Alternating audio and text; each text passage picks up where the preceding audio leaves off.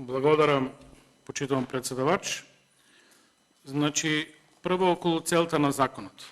Целта на законот е да постигне транспарентност на јавните предпријатија во однос на своето работење.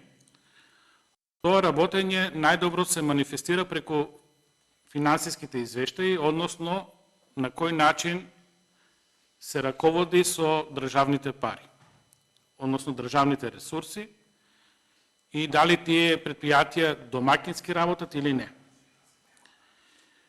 За со моменталната состојба од старт се гледа дека овој закон воопшто нема да ги постигне целите. Затоа што продолжувањето на роковите за 5 дена нема да смени ништо кај тие предпријатија кои немат објавено финансиски извештаи за 2018, 2019, 2020, 2021 година и така натаму.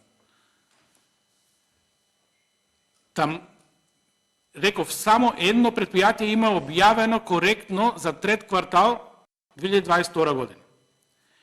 И сега,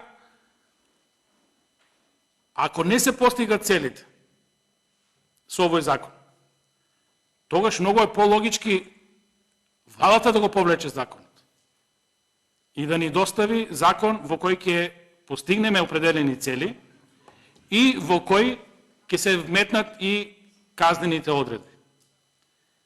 Значи, и тоа е решение. Да не работиме 5 пати иста работа, затоа што, нели, и кажав на почетокот, владата ни замерува на нас како собрание, оти кочиме закони, оти законите не се движат, оти имаме застој, не знам, блокади, вакви, онакви. Еве работиме во конкретен закон, во конкретна проблематика, нешто што е добро да се регулира.